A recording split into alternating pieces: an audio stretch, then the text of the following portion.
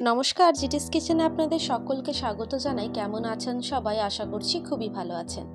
আজকে বানিয়ে দেখাবো চিকেন পকোড়া। তার জন্য আমি মাংস নিয়ে নিয়েছি।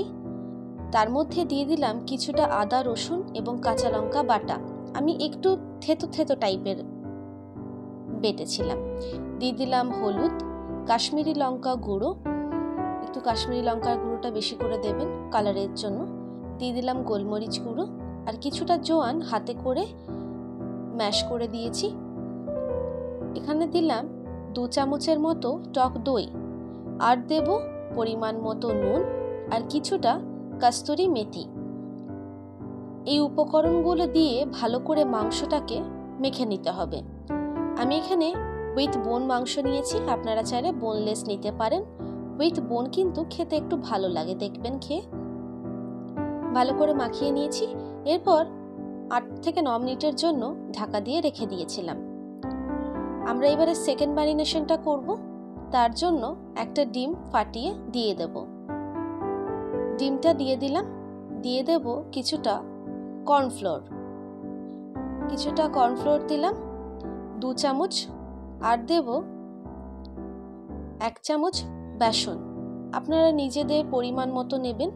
চাইলে 1 চামচ চালের গুঁড়ো ব্যবহার করতে পারেন। এরপর ভালো করে মাংসটাকে মাখিয়ে নেব সেগুলোর সাথে।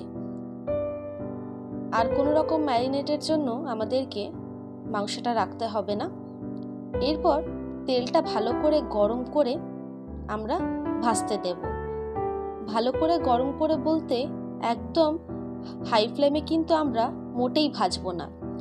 একদম লো ফ্লেমে আমরা ডুবো তেলে পকোড়াগুলোকে ভেজে নেব, কারণ এটা সিদ্ধও তো হওয়ার আছে। সেই জন্য এক এক করে প্রত্যেকটাকে আমি দিয়ে দিয়েছি তেলের মধ্যে।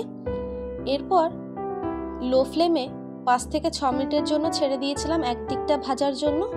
এরপর আবারও নেড়ে চেড়ে নিয়ে অপর পিঠটাকে উল্টে দেব, যেন সেই দিকটাও ভালো মতো ভাজা হয়ে যায়।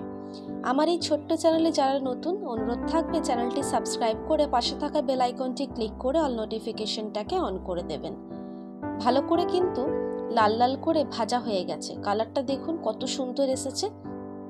এইভাবে এই কালারের করে ভেজে তুলে নেব তেল ছেড়ে। আমার একবার হয়ে গেল ভেজে তোলা, এবং বাকিগুলো আমি দিয়ে দিলাম। এগুলোকেও সেই সেম প্রসেসে ভেজে তুলে নেব।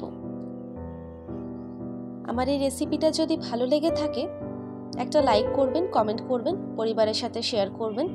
পরের ভিডিওতে কিসের রেসিপি দেখতে চান আমাকে অবশ্যই জানাবেন। আমি সেই রেসিপি নিয়ে যত শীঘ্রই সম্ভব হাজির হওয়ার অবশ্যই চেষ্টা করব। এই মাংসগুলো এতটা জুসি ছিল যে বলে বোঝাতে পারবো না। এবং এইভাবে চিকেন পকোড়া আমরা বাড়িতেই বানিয়ে খেতে পারি। কোনো রকম রেস্টুরেন্ট কিংবা স্ট্রিট ফুডের ওপর ভরসা করতে হবে না। এগুলো আমার ভেজে তোলা হয়ে গেল।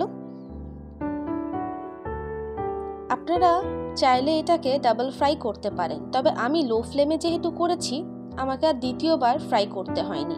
খুব ভালোইভাবে মুচমুচেও হয়েছিল, আবার জুসিনেসও ছিল। তাই অনুরোধ থাকবে লো ফ্লেমে আপনারা এটাকে ভেজে নেবেন। তেল ছেড়ে তুলে নিলাম প্রত্যেকটা পকোড়াকে। এরপর আমি দিয়েছিলাম মেয়োনিজ আর টমেটো কেচাপ, দিয়েছিলাম কয়েকটা পেঁয়াজ চাকা করে কেটে নিয়েছি, দিয়ে দিলাম ওপর থেকে কিছুটা বিট নুন আর দেব চাট মশলা। আপনারা চাইলে এর ওপর একটু কাগজি লেবুর রস দিতেই পারেন। চলুন দেখা হচ্ছে পরের ভিডিওতে নতুন রেসিপির সাথে। সুস্থ থাকবেন, ভালো থাকবেন, সাবধানে থাকবেন।